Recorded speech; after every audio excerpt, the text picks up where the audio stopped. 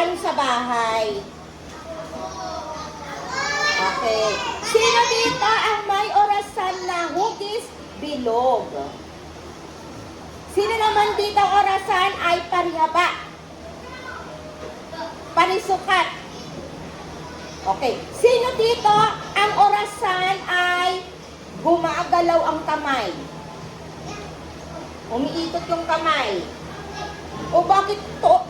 Kunti lang yung nagtaas. Ibig sabihin, hindi umiikot yung kamay ng orasan nyo? Sira. Sira? Bakit sira? Walang battery?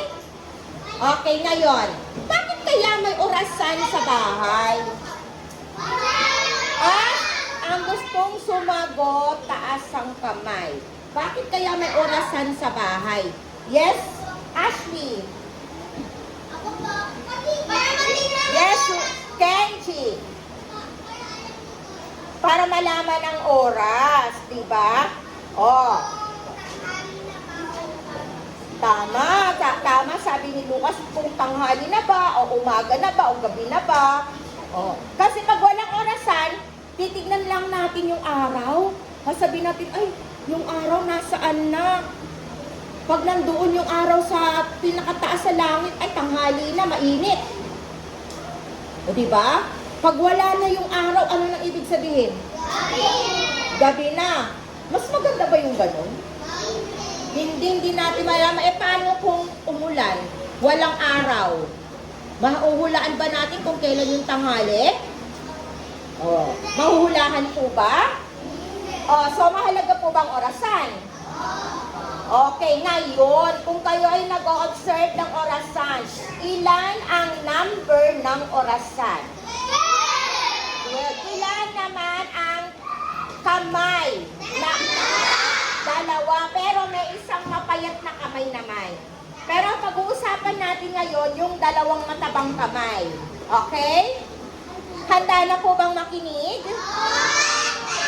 So, ang ituturo ko sa inyo kung paano ang tamang pag-drawing ng orasan.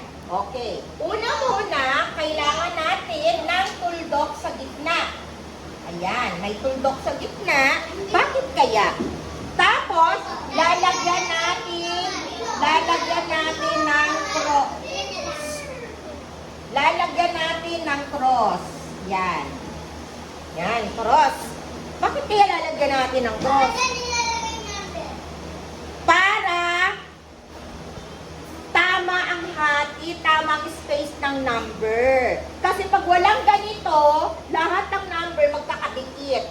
Hanggang 1, 2, 3, 4, 5, 6, 7, 8, 9, 10, 11, 12. Hanggang dito na yung 12. So dito, meron ditong tamang number. Dito sa taas, ang ilalagay natin ay 12. Sa baba, ang ilalagay? 6. Dito? 3. Sa bandang kanan, 3. Dito naman? 9. Ganyan ang tamang pagdodrawing ng orasan. Pagkatapos naman, makinig, ilalagay natin dito yung mga nawawalang number. O, dito, ano yung nawawala? 1, 2, 4, 5, 7, 8, 9,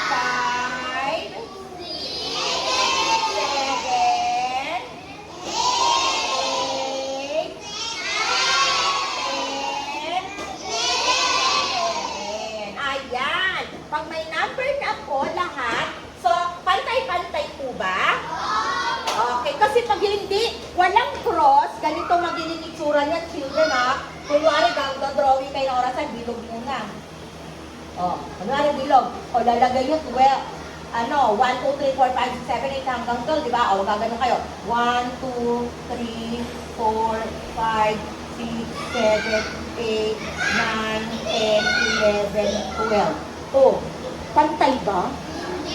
Hindi. Kaya mas maganda yung may cross sa gitna.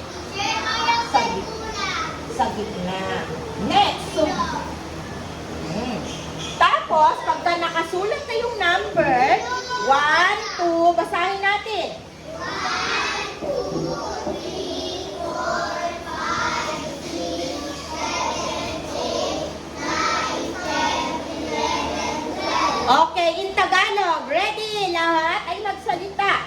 isa.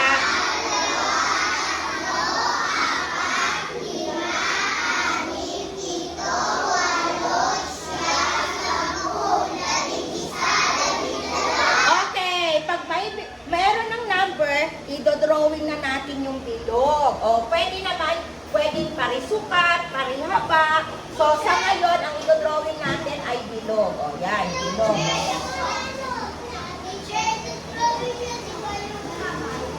Okay, mamaya pa yung kamay. O, ayan na ha. O, dalawang bilog para maganda. Ayan na, ganyan ang pagtamang pag-drawing. Ayan. O, paa pa. Lalagyan ng paa para hindi hindi matumba. Oops! Tahimik. Tapos, buburahin na natin ang cross. Tapos, may iwan lang yung tuldok. Ayan. Naintindihan po?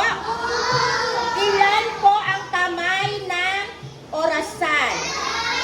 2. So, ang isa, papakilala ko po sa inyo. Eliseo, naririnig ko yung bibig mo. Papakilala ko sa inyo ang 2 kamay.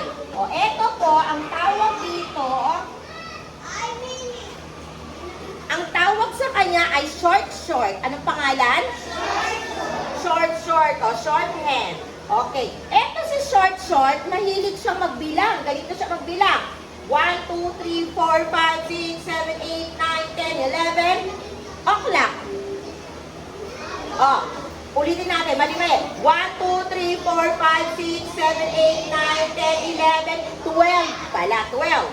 Okay. Next. Eto naman, yung isa naman, si Longlong. Ito si Longlong. Mahaba. Si Longlong. Ito sino to? Short. Ito sino? Longlong. Sabi na po. Short hand. Long hand. Si long hand naman, kapag nagbibilang siya ganito. Sabi ni long hand. 5, 10, 15, 20, 25, 30, 35, 40, 45, 50, 55, o'clock. Gayahin nga natin sabay-sabay. Ay, hindi lahat nagsasalita. Ready, go!